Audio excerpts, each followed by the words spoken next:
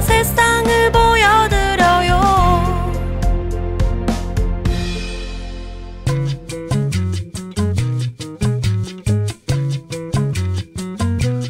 어느덧 12월입니다. 2015년도 이제 한 달밖에 안 남았다고 하니까 1분 1초가 더 아쉬운데요.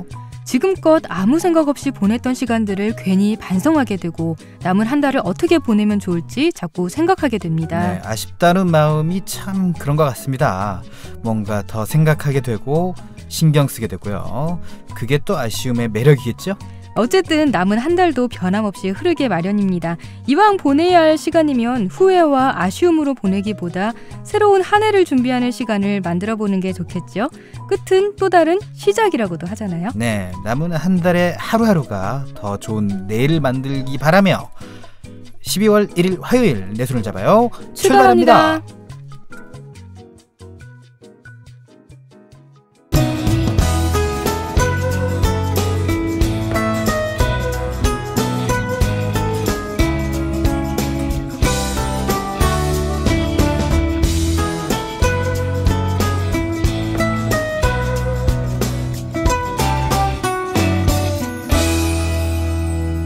안녕하세요. 내 손을 잡아 진행의 권순철입니다. 안녕하세요. 흥옥입니다. 네, 오랜만입니다. 네, 정말 오랜만이죠. 네.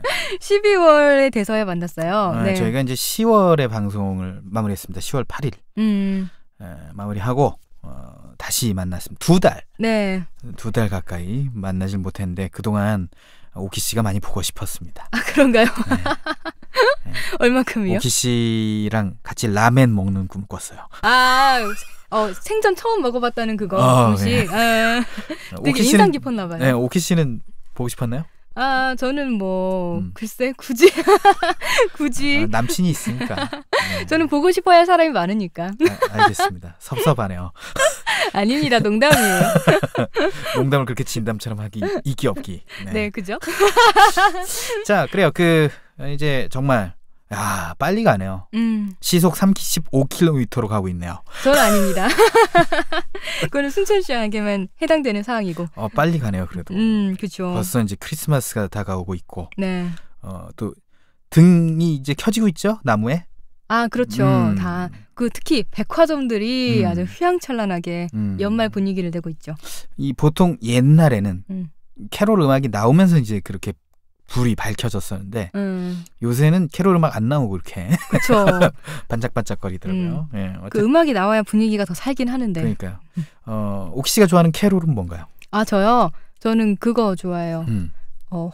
라스트 크리스마스. 라스트 크리스마스 이거. 네. 그 노래가 그렇게 좋더라고요. 저는 흰눈 사이로 썰매를 타고 달릴까 말까를 좋아합니다. 포석적인데 굉장히. 그때 그 심영래 캐롤은 굉장히 좋았어요. 굉장히 나이가 느껴지는 제 사람이었어요. 마음을 적셔주던 캐롤이 심영래 캐롤이었어요. 마음이 적셔졌나요? 그렇습니다. 그 어린 마음에? 그 어린 마음에 굉장히 웃음을 주고 그 웃음 때문에 눈물을 주는 좀 우수에 젖은 아이였네요. 그렇습니다. 네. 자, 그래요. 12월 또 크리스마스가 되면 또 크리스마스 얘기 또 해드리도록 하고요. 네. 권순철 홍옥희와 함께하는 내 손을 잡아요. 오늘의 코너 소개해드리겠습니다. 네, 2015년이 이제 한 달밖에 남지 않았습니다. 남은 한 달을 어떻게 보내야 잘 보냈다고 소문이 날까요? 소문 내야 돼요, 꼭? 네, 소문 내야 됩니다. 네. 그래서 12월에 우리가 반드시 해야 할 10가지에 대해 알아보겠습니다. 네, 권순철의 노하우에서는 냉장고 속 숨은 식재료를 활용한 자투리 레시피. 레시피 하면 미국 사람들이 못 알아듣네요. 레시피를 소개를 해드리겠습니다. 네, 다음은 저 홍옥희의 시간입니다. 그림 읽어주는 여자에서는 뭉크의 절규에 대해 이야기 나눠볼게요. 그리고 이국제의 정보톡톡에서는 휴대폰으로 팩스 보내는 방법에 대해 알아보겠습니다. 네, 내 손을 잡아요에서는 여러분의 많은 참여를 기다리고 있습니다. 참여할 수 있는 방법은 다양합니다. 페이스북에서 KTV 인터넷 라디오를 검색하면 저희 페이지가 나오는데요. 그쪽으로 메시지 주시거나 진행자에게 메시지를 보내주시면 됩니다. 그리고 인터넷에서 포피 채널을 검색하면 블로그를 통해서도 참여가 가능합니다. 많이 많이 참여해주세요. 청년은 꿈꿉니다. 패션 디자이너가 되고 싶다고, 요리사가 되겠다고, IT 전문가가 꼭 되고 싶다고. 우리는 이 청년들의 꿈에 날개를 달아주고 싶습니다. 청년희망재단, 대한민국 청년을 응원합니다. 청년희망 아카데미, 청년 취업의 길잡이가 됩니다. 여러분의 기부로 청년희망을 응원해주세요.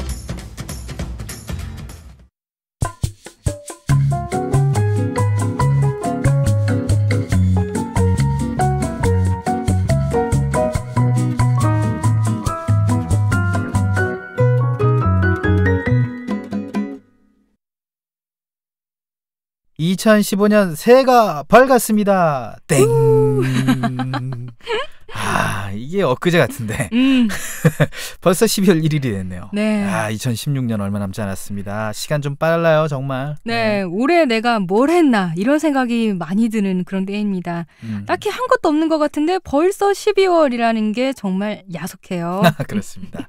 내가 뭐 했나 이런 생각 드나요? 네. 여태까지 방송했으면서.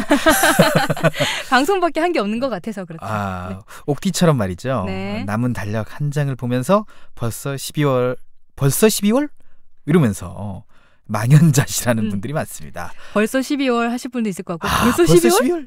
있을 것 같고. 네, 그렇습니다. 다양하게 이렇게 감정 표현을 할 수 있겠죠. 네. 그렇게 한 달만 계속 지나가기 전에 이 남은 12월을 좀 잘 보내야겠다 이런 생각 먼저 들지 않아요? 네. 이런 계획을 좀 세워봐야 될 것 같다는 생각이 들어요. 그래서 나머지 한 달을 어떻게 잘 보낼 수 있을까 계획을 짜보는 거죠. 그런 한 달을 보내시는 건 어떨까 하는 생각 드는데요. 그런데 이게 한 달 남았기 때문에 대체 어떤 계획을 세워야 될까 이런 게 좀 막막하긴 해요. 그래요. 뭔가 단기적인 계획은 금방 끝날 것 같고 장기적인 계획을 세우자니 다음 해로 넘어가 버리고 이런 한 달만 딱 채울 수 있는 계획이 뭐가 있을까요? 네, 그러면 제가 좀 알려드리도록 하겠습니다. 이 머릿속에 확 정리가 되도록 제가 알려드릴 테니까요. 저 같이 딱 10개 10개만 해보는 겁니다. 10개 엄청 쉽죠? 많은데요? 네. 10개만 해보면 되겠습니다. 네. 그러면 이 10개 뭐가 있나요? 이 아무래도 말이죠. 가장 먼저 해야 할 일이 뭐냐면 연말정산. 저희는 사실 프리랜서이기 때문에 연말정산이 12월에 이루어지지 않거든요. 그렇죠. 근데 제 13월에 월급날을 보내고 계신 우리 월급을 받으시는 분들은 꼭 필요한 게 연말정산입니다. 네. 이 연말정산 잘못하면 말이죠. 세금 폭탄을 맞는 경우가 많습니다. 네. 이 연말정산 말만 해도 듣기만 그렇습니다. 해도 약간 머리 아픈 그런 문제예요. 그렇죠. 네. 그래서 저는 세무사에게 맡기는 편인데요. 오키 씨는 연말정산 해본 적이 있습니까? 경험이? 저는 없고요. 제 주변 사람들이 많이 하는데 항상 이맘때쯤 되면 연말정산 어떻게 하는 거야? 라고 물어보는 게 항상 매년 그래요. 매년. 방법을 모르는 사람도 많을 것 같아요. 연말정산하는 방법. 그죠? 네. 아무래도 뭔가 되게 복잡하고 어려워 보이고 특히 저희 나이 때는 사회 초년생이 많다 보니까 생소한 분야라서 굉장히 어려워하는 사람들이 많았어요. 네. 그래서 말이죠. 네. 그런 분들을 위해 절세 방안을 제시해주는 계산기가 있습니다. 계산기? 계산기. 네, 국세청 홈택스라는 페이지가 있습니다. 네. 홈택스에서 연말정산 미리 보기 서비스가 제공되는데요. 이것을 이용해서 남은 기간 동안 환급을 더 받을 수 있는 적절한 절세 전략을 짤 수 있다고 합니다. 국세청 홈택스라는 홈페이지에서요? 네. 홈택스에서. 그러면 이 홈페이지 들어가면 좀 쉽게 할 수 있겠다는 거네요. 네네, 그렇습니다. 이렇게 할 수 있다면 13월에 폭탄이 아니라 13월에 월급을 받는 분들이 좀 많아지지 않을까. 그렇습니다. 바로 그거죠. 오키 씨가 굉장히 현명한 여자다라는 걸 이제 또 알 수가 있겠군요. 이 바로 실비보험금 청구라는 게 있어요. 그것도 있나요? 네. 뭐죠? 이 보험금 청구는 관련 질병 치료가 끝나고 말이죠. 네. 3년 안에 청구하면 되는 거예요. 그리고 보험료를 받을 수 있는 이런 제도입니다. 차일피일 미루다가 잊고 넘어갈 수 있으니까요. 이참에 한번 점검을 해보는 건 어떨까 하는 생각이 드네요. 네, 3년이 기간이 길다고 생각해서 미루다 보면 그냥 아예 잊어버릴 수가 있거든요. 그렇습니다. 특히 또 아이들이 자잘하게 병원에 가는 일이 많잖아요. 이 아이 있는 집은 연말정산과 함께 실비보험금까지 챙기면 13월에 월급에 보너스 상여금까지 받는 기분이니까. 그렇습니다. 네. 이렇게 챙길 건 챙기고 아낌없이 써야 할 것도 있습니다. 네, 맞습니다. 또 이런 소멸되는 적립금 이런 것들이 또 꽤 많아요. 네. 포인트나 이런 포인트 챙겨서 없어지기 전에 써야겠습니다. 좀 이렇게 작은 액수일지도 모르지만 모이면 큰 그렇습니다. 포인트가 되거든요. 이 포인트가 보통 한 5년 정도 소멸 기간이 있습니다. 음. 그거를 놓치면 이제 그 포인트가 확 날아가는 거예요. 그렇기 때문에 포인트를 잘 써야 되는데 네. 특히 통신사 포인트 얼마 사용하지도 못했는데 참 아깝죠. 맞아요. 특히 이 통신사 포인트는 요새는 휴대폰을 포인트로 사기가 어려워졌습니다. 제한이 돼 있어요. 5만 점으로. 아, 그렇군요. 네, 그렇기 때문에 네. 이 다양하게 좀 이용할 필요가 있습니다. 통신사 포인트를. 음. 이 각 통신사 홈페이지를 가면요. 네. 외식업체나 영화관, 문화생활 같은 이 혜택이 좀 많으니까요. 네. 챙겨서 알뜰하게 쓰면 좋을 것 같습니다. 네, 통신사 홈페이지에서 이렇게 할인 서비스를 하는 게 굉장히 많더라고요. 한번 방문해 보시면 좋을 것 같고요. 또 카드 포인트, 이게 포인트 하면 또 카드죠. 이 여신금융협회 홈페이지에 가면요, 자신이 가지고 있는 카드사의 포인트를 한 번에 확인할 수 있다고 합니다. 네, 그렇습니다. 이 사람 만날 일도 참 많고요. 은근 돈 나갈 것도 많은 연말이에요. 네. 이런 포인트를 챙겨가지고 쓰면 알뜰한 소비를 좀 할 수 있는 그런 형태가 될 수 있습니다. 그러니까 여러분들이 포인트 참 아껴가지고 여자친구한테 외식 상품권으로 외식을 확 쏘는 거예요. 근데 그게 날아가 버리면 또 얼마나 아쉬워요. 그러니까 연말에 이런 거 쓰는 겁니다. 연말에 포인트 다 모아가지고 네.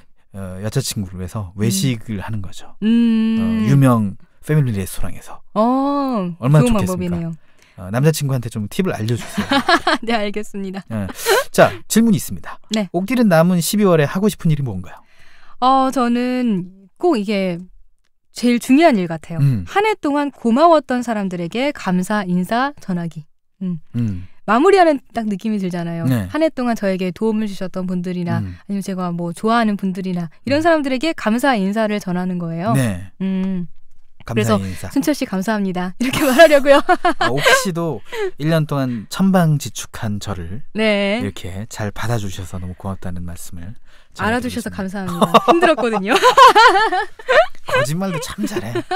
내가 케어해주는 것도 많아요. 언제? 모르겠어요. 이렇게 잃어버립니다. 네. 사람은 기억을 잊어버립니다. 고마웠던 인사만 잠깐 하고 돌아서면 잊어버리고. 그러니까 말이죠. 노래 가사 같다. 갑자기.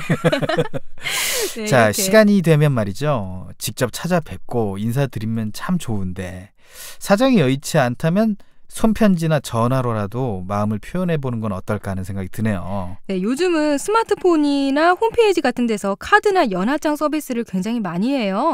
그러니까 이런 걸 이용해서 이카드, 인터넷 카드 이런 거 보내는 것도 간단하게 감사함을 표현할 수 있는 방법 같아요. 오키 씨는 글씨체가 이쁜 편인가요? 아니요. 그래서 손편지 예쁘진 자신이 않습니다. 없군요. 예, 이런 전자카드가 좋습니다. 아니요, 잘 못해요. 그래요. 그동안 소홀했던 사람들에게도 연말을 핑계 삼아서 인사 전하는 것도 좋겠어요. 맞아요. 전화로도 말이죠. 이럴 때 아니요, 언제 해보겠어요. 또 그러니까요. 연락을. 네. 또 연말하면 이 빼놓을 수 없는 게 있습니다. 예, 송년회라고 표현합니다. 막년회는 좀 그래요. 예, 일본식 한자라서 그렇죠? 송년회라고 표현하는 게 맞는 것 같은데 이 송년회 고마운 사람들과 함께 같이 모여서 네. 맛있는 걸 먹는 송년회 아닐까 싶은 생각이 드는데요. 이때는 진짜 먼저 시간을 차지하는 게 임자예요. 그래가지고 11월 때부터 10월 때부터 미리 약속을 잡아놔야 그때 만날 수가 있거든요. 어떻게 저도- 송년회 계획 짜고 있습니까? 저도 지금 꽉 차 항상 있습니까? 이제 지금 토요일이 가장 피크잖아요. 그때 네. 가장 그 인기가 많은 날 그때 이렇게 하나씩 좀 차고 있죠. 그러니까 그렇군요. 저를 만나시려면 빨리 지금 연락을 하셔야 됩니다. 연락하기로 했는데 누가 연락 좀 해라 빨리. 연락 좀 하기로 했으니까 저희 스케줄도 좀 받아주시기 바라겠고요. 사람들 부르는 건 참 좋은데 말이죠. 시간 맞추기가 힘들어요. 그런 것도 있는데 음. 술자리가 계속 이어지다 보면 이것도 있죠. 진짜 이 연말에는 몸이 나만하지가 않아요. 힘들어 죽겠어요. 특히- 오키 씨는 술을 잘 안 하잖아요. 네. 근데 순철 씨는 한 번 먹으면 아주 몸이 아플 그럼요. 정도로 먹잖아요. 그렇습니다. 어떻게 알죠? 그렇게. 역시 그 1년 동안 이렇게 보는 세월이 그냥 세월이 아니구나. 나를 너무 잘 알아. 그러니까. 정말 저는 이제 평소에는 술 잘 안 먹어요. 제 몸이나 이런 데서 술 냄새 별로 안 맡아봤잖아요. 그쵸. 그러나 한 번 작정하면. 한번 포금을 합니다. 그게 간에 더 좋아요. 그런가요? 그 말이죠. 하루에 한 번씩 이렇게 한 잔 먹는 거 그리고 2주일에 한 번씩 술 2병 먹는 거 소주를 기준으로 했을 때 2병 먹는 게 더 간에 좋습니다. 합리화 아닌가? 아닙니다. 예, 간에 정말 그 해독할 시간을 줘야 되거든요. 그 해독할 시간을 안 주고 하루에 한 잔씩 먹으면 해독이 안 됩니다. 네, 알겠고요. 또 술을 안 먹는 게 가장 좋긴 한데 이렇게 술자리가 계속 이어져 있을 때는요. 술을 마시기 전에 간단하게 속을 채우고 가면요. 술에 좀 덜 취한다고 해요. 그렇군요. 네. 그리고 또 술을 마실 때 술만 마시지 말고 저지방 고단백 안주를 곁들이는 것도 좋은 방법입니다. 감이 좋아요. 감. 감 안주요? 감이 좋고요. 이 중간중간에 술 먹으면서 물을 많이 마셔주는 것도 좋아요. 아, 그렇죠. 알코올을 희석시켜주니까 네. 굉장히 물을 많이 마셔주는 것도 좋고 이 알코올 흡수를 늦출 수 있거든요. 물을 많이 마셔주면 좋을 것 같습니다. 네. 자, 연말에 또 어떤 일이 있을까요? 네, 혹시 여러분들이 뭐 1년 동안 썼던 일기나 수첩 같은 게 있더라면 이런 것들 한번 다시 보면서 한 해를 돌아보는 것도 좋을 것 같아요. 그러면 자연스럽게 내가 올해 이런 일을 했구나, 이런 일도 있었구나라고 되짚어보면서 반성하는 시간도 가질 수 있으니까요. 네. 또 아쉬운 부분이 있다면 이런 부분은 짚어가면서 내년 계획에 반영해보는 것도 좋겠죠? 오키 씨는 그 다이어리를 잘 보니까, 다이어리를 잘 이용하니까 1년 동안 뭐 했나 다이어리를 좀 살펴보는 것도 좋을 것 같네요. 그죠? 아, 저는 다이어리보다는 SNS를 더 잘 이용하긴 하는데 SNS를 보면 저희 한 해 뭘 했는지 알 수가 있습니다. 요새는 다른 걸 많이 해가지고 네. 오키 씨의 동정을 알 수가 없네요. 저 숨으려고, 네. 피하려고. I자 말고 F자도 좀 많이 해주시기 바랍니다. 네, 오키 씨의 일거수일투족은 아니더라도 이렇게 일거수일투족을 다 아니까 안 하려고요. 알겠습니다. 네. 자, 이 현실적인 얘기 좀 해드릴게요. 이 연단 이후로 종료되거나 갱신되는 이 계약 같은 게 많습니다. 연말에. 예, 이걸 다시 한번 확인해서 필요한 조치도 취하는 거에 좋습니다. 네, 그리고 사용하지 않으면서 연회비만 나가는 쓸데없는 신용카드 아니면 필요 없는 보험 계약도 이참에 확인해서 과감하게 없애는 것도 나쁘지 않을 것 같아요. 그래야지 또 합리적인 경제생활을 할 수 있죠. 그렇죠. 이 정리하다 보니까 또 생각난 게 있습니다. 집안 정리. 오키 씨가 싫어하는 거죠? 왜요? 왜 그렇게 생각하는 거지? 아니, 정리하는 거 한 번 맘먹고 하면 좋아해요. 맘먹고 5년에 하면. 한 번씩? 대통령 바뀔 때마다? 네. 그런 거죠. 뭐 그런 거죠. 그래도 올해는 저 집안 정리 제대로 했어요. 그렇군요. 옷 정리 됐거든요. 그래서 정말 안 입는 옷 정말 안 입은 지 오래됐고 근데 뭐 뭔가 버리긴 아까워서 그냥 묵혀뒀던 옷 그런 거 그냥 싹 다 미련 없이 버렸어요. 그래요. 뭐 늘어난 옷이나 이런 것들도 정리할 그런 것도 필요가 있고 그냥 멀쩡한 옷인데 버린 게 많아서 엄마가 이런 것도 버리냐라고 말하는 거 있었는데 안 입으니까 안 입는데 자리만 차지하니까 그냥 버린다고 했죠. 그래요. 그러면 올해가 가기 전에 물건 정리하고 싶은 거 뭐 있어요? 또 정리하고 싶은 거요? 물건. 제가 책상을 한 몇 달 전에 치웠거든요. 근데 몇 달 전에 치우다 보니까 책상이 또 다시 거봐. 그렇게 됐어요. 그래도 5년에 한 번씩 치우진 않잖아요. 몇 달 전에 치웠는데 다시 또 치울 때가 된 것 같긴 해요. 그렇군요. 저는 영수증 다 파쇄하고 싶습니다. 아, 맞아요. 영수증도 많이 정리들 하시죠. 그렇습니다. 자, 해가기 전에 버릴 건 좀 버리고요. 이 청소 좀 많이 깨끗하게 좀 해줄 필요가 있어요. 그래서 버릴 건 버리고 과감하게 이렇게 버린 다음에 청소 말끔하게 하고 쾌적한 집에서 새해를 맞이하면 기분도 한층 좋아질 것 같습니다. 네, 벌써 8개나 말했어요. 하나씩만 더 꼽아볼까요? 정리하는 셈 치고. 그래요. 저는 연말이잖아요. 그리고 지금 추워요. 영하예요, 영하. 마이너스. 네, 엄청 그렇기 때문에 추워요. 날이 추워지면 마음도 더 춥게 느껴진다는데 이 해가 가기 전에 주위에 어려운 사람은 없는지 살펴보고서 돕는 시간을 가져왔으면 좋겠습니다. 네. 저는 그 기회가 되면 정말로 땡그랑 하는 그 자선 냄비라고 요새 표현하죠. 자선 냄비에 이제 넣습니다. 현금을 이렇게. 매년 그래 가셨나요? 네. 아, 진짜? 금액도 알려주실 수 있어요? 10,000원 정도. 오, 그래요? 네. 마음이 따뜻한 사람이었어요. 그렇습니다. 소주 한 병 안 먹으면 되니까요. 원래 술 안 먹으니까. 그렇습니다. 커피를 안 마시면 되지 않을까? 커피도 요새 잘 안 먹어. 뭘 먹고 사는 거예요, 나갈 대체? 일이 없었어요, 지금. 아, 예. 아무튼 이렇게 순철 씨처럼 적은 금액이라도 기부를 해보는 건 어떨까 싶습니다. 네. 빨간 냄비도 곳곳에 잘 보이니까 기부하고 마음만 먹으면 쉽게 할 수 있을 것 같아요. 그렇습니다. 옥시 씨 뭐 할 거예요? 저는 일단 기부할 아까 거예요, 빨리 기부. 저도 동참할게요. 그리고 그 외에 아까 말씀드렸던 것처럼 토요일이 바쁘니까 바쁘게 토요일을 사람 만나면서 보내야죠. 알겠습니다. 네. 마지막 한 개 남았죠. 12월이 가기 전에 옥디가 하고 싶은 일은 뭔가요? 사람 만나는 것도 중요한데요. 저만을 위한 시간을 한번 가져보면 어떨까? 이것도 굉장히 의미가 깊지 않을까 싶어요. 네네네. 사람들 만나고 막 밀린 일들 처리하면서 보내다 보면요. 정작 나를 위한 시간은 없지 않았나 이런 생각이 들 때가 있거든요. 네. 그래서 뭐 여행을 간다든지 아니면 공연을 본다든지 이렇게 제가 좋아하는 뭔가를 하면서 한 해를 마무리하면 어떨까 싶습니다. 그리고 또 하나 더 말하자면요. 네. 2016년이 되기 전에 새해 계획을 짜보는 것도 이런 계획을 짜보면 이게 뭔가 정말 연말 느낌 그리고 새해를 맞이하는 느낌이 들잖아요. 네. 그래서 새해 계획도 한번 거창하게 짜보고 싶어요. 네, 그래요. 하나하나 꼽다 보면 정말 끝이 없을 것 같다는 생각이 듭니다. 네. 새해 계획 뭐 짜다 보면 더 10개 넘고 20개 넘고 30개 넘어요. 네. 더 이상 욕심내지 말고 딱 10개만 계획 세워서 그것만 잘해도 후회 없는 한 달이 되지 않을까 하는 생각 듭니다. 우리 아이들과의 약속. 우리 아이들은 어떤 미래에 살게 될까요? 어떤 나라를 물려줘야 할까요? 우리는 약속합니다. 4대 개혁은 우리 사회를 건강하게 만들고 새로운 미래를 열어가기 위해 더 이상 미룰 수 없는 과제입니다. 우리는 약속합니다. 전국 17개 지역에서 문을 연 창조경제혁신센터는 전국적으로 창업과 도전 의식을 높이고 각 지역의 창의와 혁신의 거점으로 자리 잡아가고 있습니다. 우리는 약속합니다. 세계 최초로 원조를 받던 나라에서 원조를 주는 나라가 된 자랑스러운 나라입니다. 우리 아이들의 미래를 위해.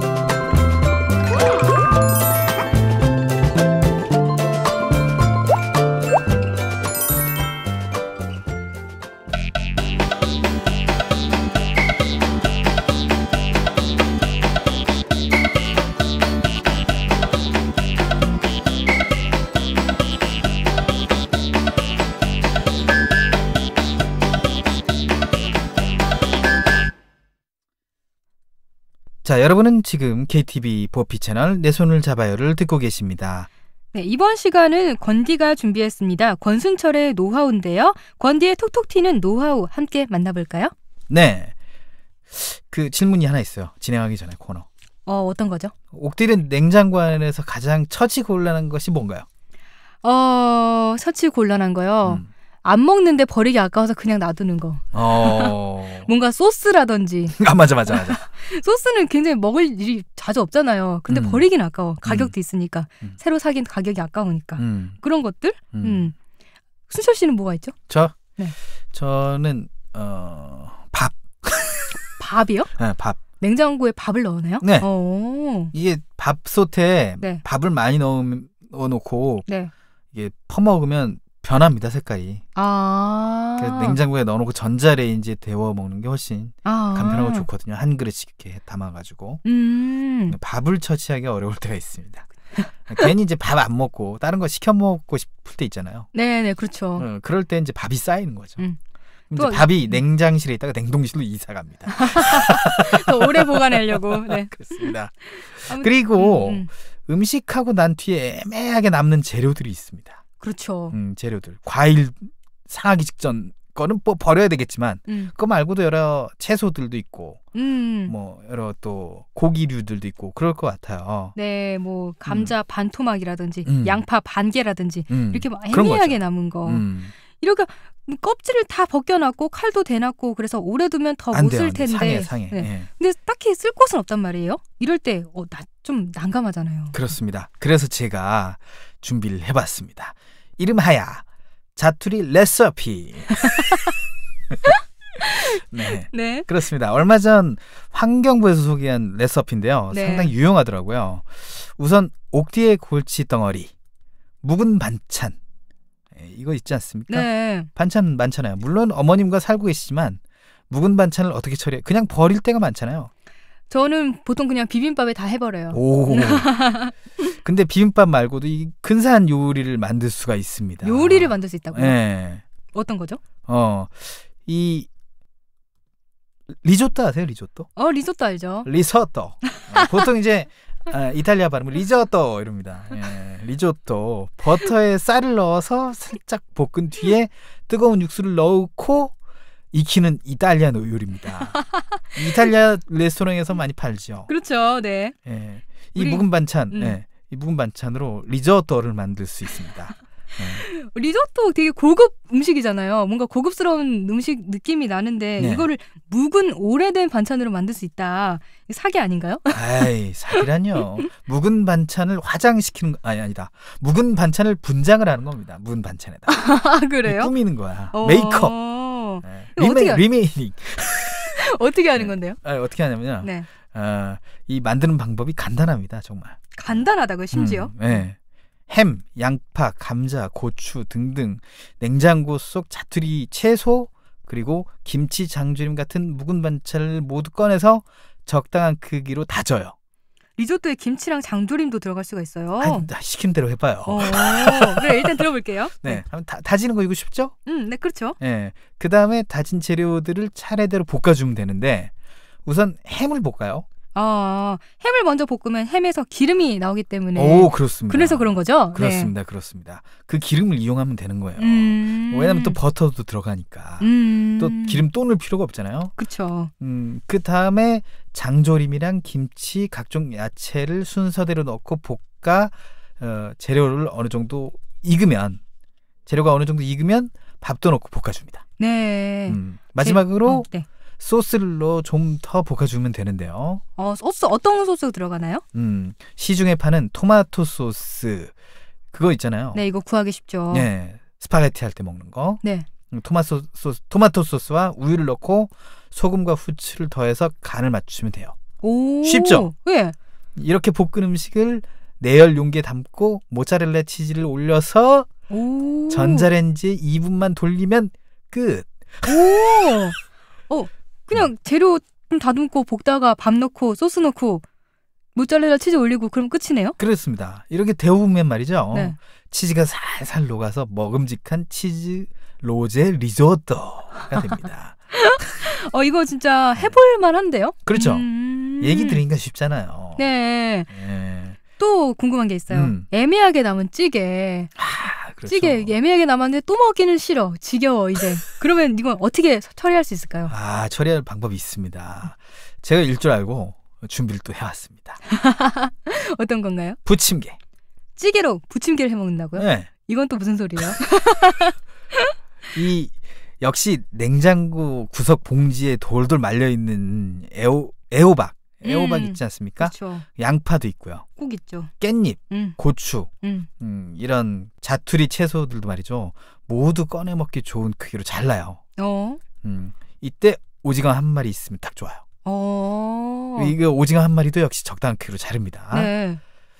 그 다음에 먹다 남은 김치찌개 있잖아요. 네. 그 김치찌개랑 이 김치찌개 있잖아요. 네, 김치찌개 있죠. 이 김치찌개랑 썰어가지고 네. 준비한 재료 있습니다. 그거에다가 부침가루를 넣고 잘 버무려 줍니다. 재료들에다가 김치찌개의 그거를 부침가루로 잘 해가지고 하면은 김치전이 되는 거네요. 그렇습니다. 김치 부침개가 되는 겁니다. 이렇게 섞은 재료를 프라이팬에 노릇노릇하게 붙여대면 남은 찌개가 맛은 부침개로 한 골 탈퇴하는 거예요. 오, 이거 되게 아이디어다. 그렇죠. 아이디어네요. 그러니까 다시 정리해서 말씀드리면 이게 여러 야채들을 썰어 놓습니다. 오징어까지. 그리고 김치찌개를 가져와요. 부어요. 그리고 부침가루를 넣어요. 버무려요. 그리고 부쳐내면 되는 겁니다. 이게 여기까지 말씀드렸는데 기왕 또 푸는 김에 하나 더 풀게요. 노하우. 또 있어요? 이 하루 종일 오늘 이거 얘기해도 시간이 모자란데 하나만 말씀드릴게요. 그렇게 팁이 많아요? 어쨌든 우리에겐 다음이 있으니까. 또 마지막으로 냉동실에 굳을 대로 굳은 찬밥. 아까 말씀드렸죠? 네. 밥이 이제 계속 오래되면 냉장실에 있던 밥이 냉동실로 이사 간다. 네. 이 찬밥이 냉동실로 가 있습니다. 그 찬밥을 말이죠. 네. 이 찬밥을 이용한 이 팁이 있습니다. 어떤 거죠? 이 간단하게 처리할 수 있어요. 찬밥을. 간단하게. 우선 감자 있죠. 감자를 적당한 크기로 썰어서 삶아주는 겁니다. 네. 이렇게 삶은 감자랑 베이컨. 오, 이 맛있겠다. 베이컨을 네. 프라이팬에 넣고 볶아줘요. 네. 이렇게 삶고 볶고 이렇게 있으면 이 밥이 좀 적당히 녹죠. 아, 네. 밥을 상온에 두고 이렇게 하다 보면 녹았겠죠? 그렇죠. 네. 이게 밥이 녹으면 네. 녹인 찬밥을 다른 프라이팬에 넓게 펴주면 됩니다. 아, 넓게 편다고요? 피자 도우 만드는 그렇습니다. 것처럼. 오. 넓게 펴주고 네. 약한 불로 노릇하게 구워줘요. 오. 여기에 아까 볶은 감자 있잖아요. 네. 그 베이컨, 치즈 네. 그거 올려도 맛있긴 한데 네. 더 맛있게 먹을 수 있는 방법이 있어요. 어떤 거죠? 검은깨와 맛술, 식초, 간장을 2스푼씩 넣고 네. 설탕은 1스푼 그리고 마요네즈는 5스푼 마지막으로 꿀은 반스푼 이렇게 넣고 잘 섞어서 피자 위에 반 정도 뿌려줍니다. 반을 뿌린다고요? 네. 오, 그래요. 피자 위에. 오, 이거 마요네즈가 5스푼이나 들어가네요. 근데 네. 되게 고단백, 고칼로리가 아닐까. 네. 왜 반만 뿌리는지 아세요? 모르겠는데요. 남은 반은 냉장고 안에 남은 쌈 채소들 있잖아요. 네. 이 채소를 먹기 좋은 크기로 잘라서 섞어주세요. 그 다음에 이 샐러드까지 피자 위에 올리면 한 끼 식사로도 손색 없는 찬밥 피자가 완성되는 거예요. 아, 채소까지 다 올려서. 네. 오, 그렇습니다. 피자를 만드는 거네요, 밥으로? 그렇습니다. 오. 되게 이것도 맛있을 것 같아요. 무슨 맛일지 궁금하네요, 이거는요. 그래요. 네. 무슨 맛인지 궁금하기도 하고 이게 참 그리고 음식물 쓰레기도 줄일 수 있어요. 그러게요. 그렇기 때문에 굉장히 좋은 굉장히 팁이니까. 많은 게 들어가기 때문에 음식물 쓰레기는 줄일 수 있을 것 같아요. 그렇습니다. 여러분들 이 연말에 또 집에 또 있을 때가 있을 거거든요. 네, 그럴 때가 있어요. 평일 이제 오후 야식을 먹을 수 있을 때 이렇게 만들어 먹으면 되게 좋을 것 같지 않나 하는 생각도 듭니다. 네. 권순철의 노하우 아쉽지만 오늘은 여기까지입니다. 알고 있는 정보가 있거나 궁금한 정보가 있으면 언제든지 참여해 주세요. 내 손을 잡아요에서는 여러분의 많은 참여를 기다리고 있습니다. 알고 싶은 정보가 있다, 방송에 참여해보고 싶다, 함께 나누고 싶은 사연이 있다, 모두 좋습니다. 페이스북에서 KTV 인터넷 라디오를 검색하면요, 저희 페이지가 나오는데요. 그쪽으로 메시지 주시거나 진행자에게 메시지를 보내주세요. 그리고 인터넷에서 포피 채널을 검색하면 블로그를 통해서도 참여가 가능합니다. 많이 참여해주세요. 네, 방송을 들을 수 있는 방법도 알려드릴게요. KT 홈페이지 ktv.co.kr/radio 그리고 모바일 앱 팟빵으로 접속하면 실시간으로 방송을 들을 수가 있습니다. 그리고 유튜브를 통해서도 만날 수 있어요. 혹시 실시간으로 진행되는 방송을 놓친 분들은 팟캐스트 서비스를 이용하면 다시 들으실 수가 있습니다. 공공개혁, 공공비효율은 줄이고 국민 혜택은 늘리고 노동시장 개혁, 청년 일자리를 만들어가고 금융개혁, 경제의 맥박을 뛰게 하고 교육개혁, 배움이 즐거움이 되는 능력 중심의 사회를 만들고 공공, 노동, 금융, 교육, 4대 개혁 100년의 미래를 만드는 오늘의 혁신 미래가 있는 나라의 오늘은 달라야 합니다.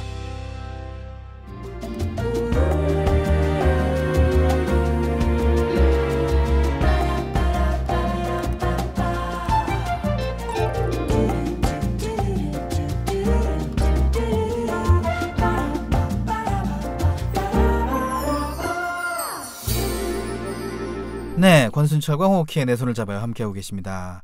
자, 이번엔 어떤 얘기가 준비되어 있나요? 네, 저와 함께 세계 속 명화를 찾아 떠나볼까요? 그림 읽어주는 여자. 오늘은 에드바르 뭉크의 절규에 대해 이야기 나눠보겠습니다. 절규. 네. 절규하면 뭔가 애원하고 막 울 것 같고 그렇습니다. 그런 슬픈 기분이 느껴지죠. 문크의 절규, 현재 노르웨이의 오슬로 국립미술관에 소장돼 있는데요. 정말 유명한 작품입니다. 네, 누구나 한 번쯤은 다 들어보고 그렇습니다. 봤을 법한. 그런 미디어에도 작품이죠. 많이 나왔죠. 이게. 네, 많이 나오기도 했고 패러디. 패러디도 많이 됐어요. 근데 이렇게 누구나 다 알고 있는 그림이에요. 어디서 많이 본 그림이에요. 그런데 오히려 그래서 더 잘 자세히는 모르는, 그걸 놓치고 있는 부분이 있을 수도 있단 말이에요. 네. 그래서 오늘은 이런 절규에 대해 좀 더 자세히 알아보는 시간 가지려고 합니다. 오, 그렇군요. 먼저 순철 씨는요, 이 뭉크의 절규가 총 5점이라는 사실 알고 계셨어요? 그래요? 네. 사람들이 절규하면 떠올리는 그림 다 똑같은 거 아니에요? 네, 그런 거죠. 그렇게 많군요. 다 똑같은데요. 다 똑같은 그림인데 그리는 방식을 다르게 해서 5점을 남긴 거예요. 오.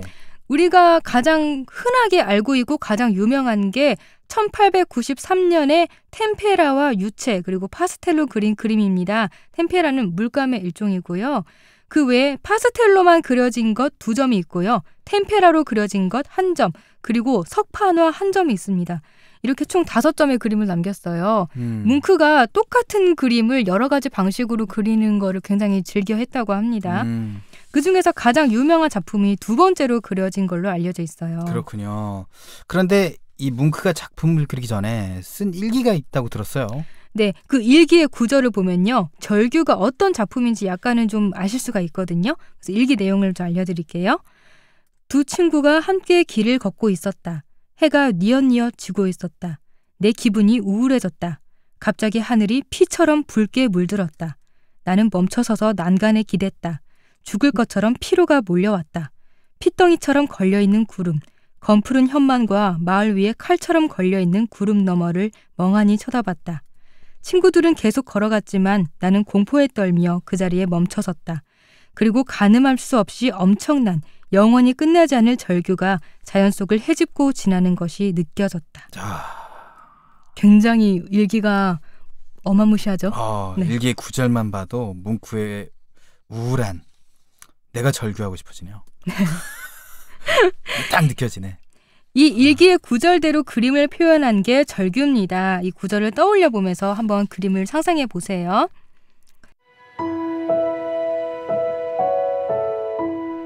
그림 한복판에 나무다리가 있습니다. 그림 오른쪽에서 왼쪽 방향으로 가는 대각선으로 그려진 다리예요. 다리의 오른쪽 끝에는요, 아무렇지 않게 길을 앞서 걷는 두 친구가 있습니다. 그림의 가운데 아래에는 한 남자가 정면을 바라보면서 두 손을 뺨에 댄 채 입을 크게 벌려 비명을 지르듯이 절규하고 있습니다.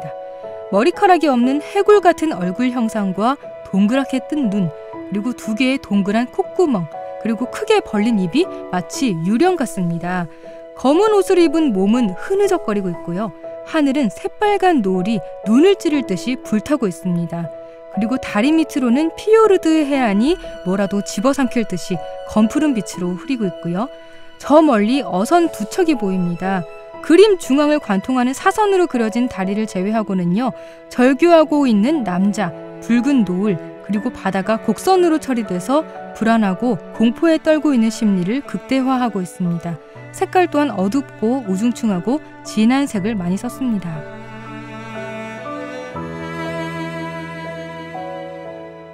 그렇군요. 네. 이 머릿속에 떠오르는 그림 느낌 이야기를 좀 해드리면 그냥 슬프네요. 그냥. 네. 그냥 막 슬퍼요. 하늘이 막 불타는 듯이 막 네. 노을이 엄청 불타는 듯이 막 분노가 이를 것 같고. 네. 내가 그리고, 하고 싶은 얘기가 막 있는데 그걸 어떻게 해야 되지? 뭐 이런 앞서가는 두 친구는 평범하게 아무렇지 않게 길을 걷고 있는데 자기는 한 발짝도 지금 뗄 수가 없는 상황인 거예요. 네. 네. 참 이때 이런 그림이 딱 나왔을 때 이 작가도 많이 힘들었을 것 같다는 느낌이 들어요. 이 그림이나 예술 작품 네. 중에서 굉장히 힘들게 그린 것, 힘들게 쓴 것들이 딱 느낌이 나타나는 게 있어요. 네. 예를 들어서 가요 중에 하덕규 씨가 부른 그 가시나무라는 노래가 있습니다. 그 내 노래도 속엔 내가 너무도 많아. 근데 이제 하덕규 씨가 굉장히 힘들 때, 네. 마약으로 힘들어하고 있을 때 쓴 노래라고 해요. 그런 느낌이. 노래가 그래서 그렇게 뭔가 서늘한 느낌이 나는 그런 노래였군요. 그래요. 이때 작가는 어땠습니까? 힘들었습니까? 이 작품은요, 1892년에요. 뭉크가 공황 발작을 겪으며 나타난 증상을 네. 일기에 적고 그림으로 남긴 것으로 추정되고 있어요. 그러니까 일기 중에 그런 내용이 있었잖아요. 영원히 끝나지 않을 절규가 자연 속을 헤집고 지나는 것이 느껴졌다. 뭔가 자연 속에서 계속 뭔가 이상한 소리들이 계속 귓속을 파고드는 거예요. 자기한테만. 이런 공황 발작의 증상들을 그림으로 남긴 게 아닌가 이렇게 추정되고 있는데요. 뭉크는요, 굉장히 불우한 삶을 살았어요. 5살 때 결핵으로 어머니가 죽었고요. 그리고 자기가 14살 때는 누나가 죽었습니다. 그리고 남동생도 젊었을 때 죽었고요. 여동생은 정신질환으로 정신병원에 갇혀 있었습니다. 이렇게 가족이 모두 죽거나 병에 걸린 데다가 뭉크 또한 굉장히 가난했고요. 네. 사랑도 잘 이루어지지 않았습니다. 그래서 대체 내 인생에 잘 풀리는 게 뭔가 이런 생각이 들었겠죠. 네. 굉장히 우울하고 불행했기 때문에 이런 심리를 그림으로 잘 표현을 했습니다. 그렇군요. 이 뭉크의 절규가 사람들에게 강한 인상을 주고 많이 회자되고 있는데, 물론 그림 자체도 뛰어나지만 사람들이 그림 속에 담긴 뭉크의 심경을 공감하는 것도 있지 않을까, 그런 생각도 드네요. 네, 저도 그렇게 생각이 들어요. 이 뭉크의 불안한 내면 세계가 지금 뭉크만의 문제가 아니잖아요. 네. 현대인하면 또 많이 떠오르는 게 현대인의 스트레스, 불안한 감정, 이런 것들 많이 떠오르는데, 이런 것들이 절규라는 작품을 통해서 공감과 동감을 얻고 있는 게 아닌가 합니다. 네, 그래요.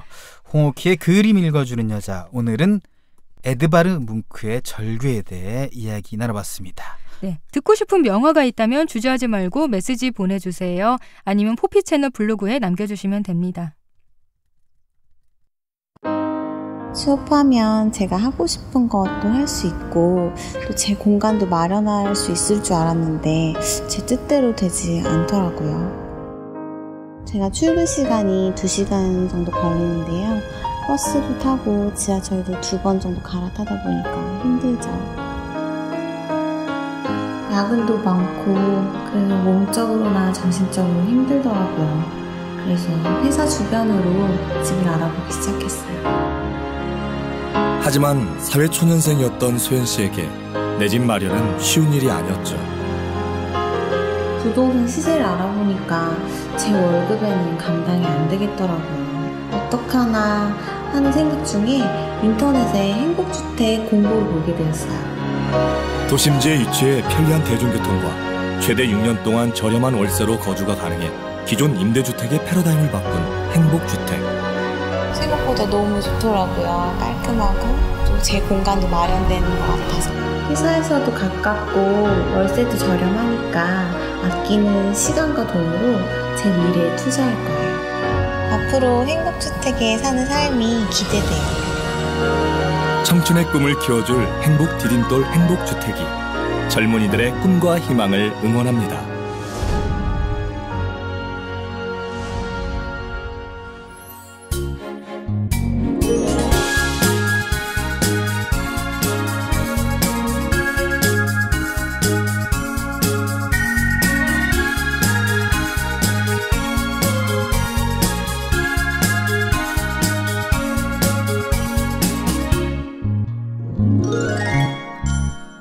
네, 이번 시간은 이국제 정보톡톡입니다. 생활 속 유용한 정보에 대해 소개해드리겠습니다. 오늘은 휴대폰으로 팩스 보내는 방법에 대해 알려드리겠습니다.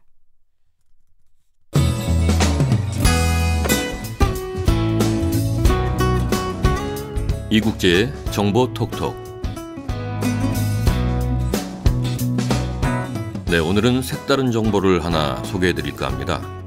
저도 이번에야 알게 된 사실인데요. 제가 좀 늦게 알게 된 건지는 모르지만 아무튼 제 주변에선 대부분 모르는 걸 보면 여러분들께도 꽤 도움이 될 만한 정보일 것 같습니다.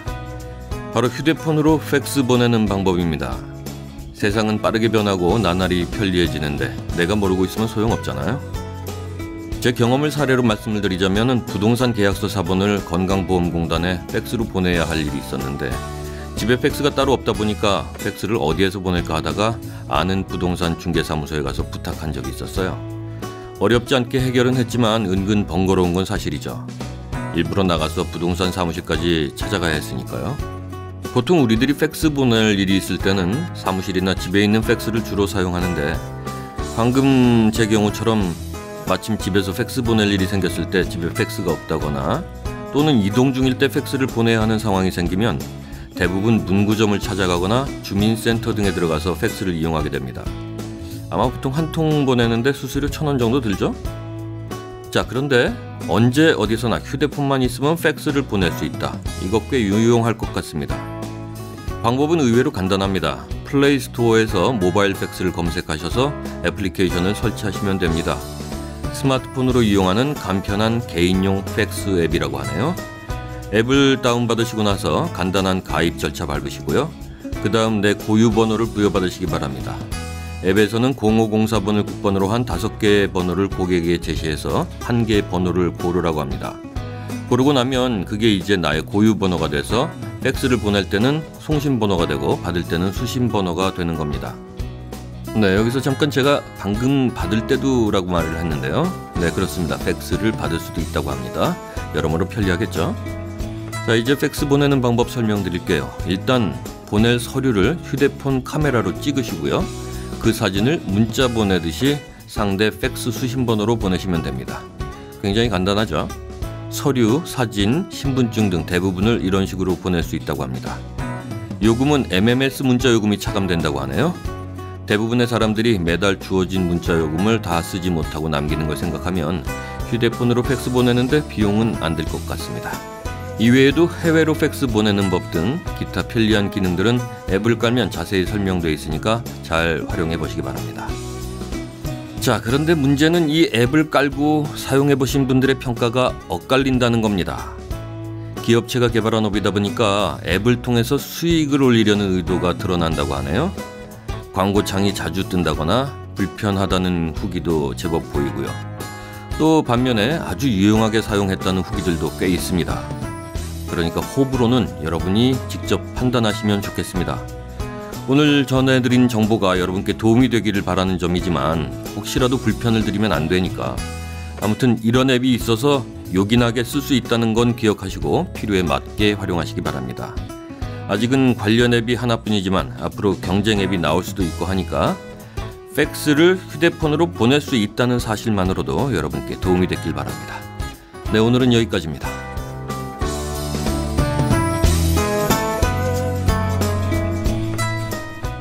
자, 요즘 문서들 대부분 이메일로 보내잖아요. 그렇죠. 근데 가끔 팩스로 서류를 좀 보내주세요. 이렇게 좀 요청하시는 분들이 있습니다. 그럴 때 정말 난감하죠. 집에 그 팩스 전화기 없는 분들이 훨씬 많아요, 많잖아요. 많아요. 네. 네. 그래서 대체 어디서 팩스를 보내야 되나 찾으려면 또 안 보이고 이럴 때가 굉장히 많은데 그런 경우는 좀 있었죠? 네, 저도 이런 그럴 때 많았죠.